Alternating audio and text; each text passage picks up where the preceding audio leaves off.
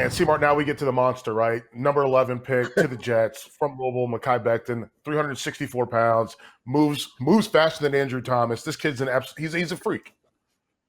Yeah, there's just not many people walking the planet that can do what this kid does. As you mentioned, he's 6 foot forever, almost 370 pounds, but he moves so well. And I think that's just scary when it comes to the next level and looking at how he can go up against edge rushers.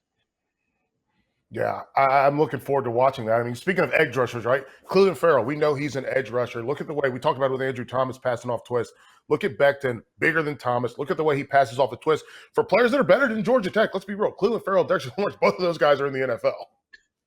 And the thing to remember, Michael, is this guy was a standout basketball player too. So he knows how to move his feet. He knows how to slide. Look at the communication up front on the TE stunt there, and he's able to pass off his guy, wash him down, but still stay low enough for a guy that's almost 6'8" to keep that balance in the knee bend so that now you can take on the exchange and watch him. He lets the guy get into his body a little bit. He's got to shoot those arms and disengage, but great technique, very sound, and once again, well coached.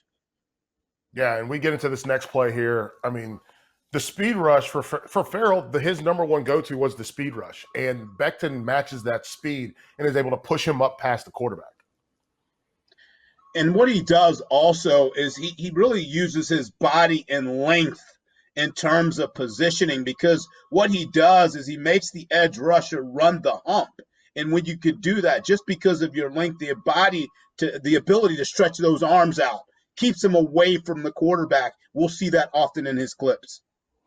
Yeah, I'm looking forward to that. And then obviously this one, I literally wrote in my notes, C-Mart, I wrote, get out the club. This is just him being a bouncer and bouncing my man out of the club. and that's what's frightening about this kid. I mean, he's coming. That's an obvious run stance, right? You can see his weight forward, how much force he's putting in the ground, but he just blows this guy off. And then that's the knockback.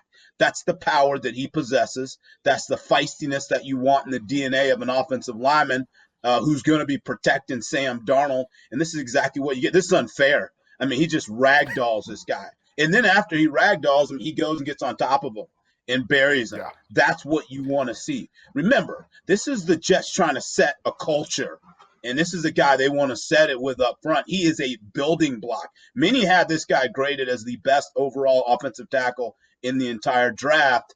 We'll see. He's a big man. He's going to the Big Apple. We'll see how that marriage works.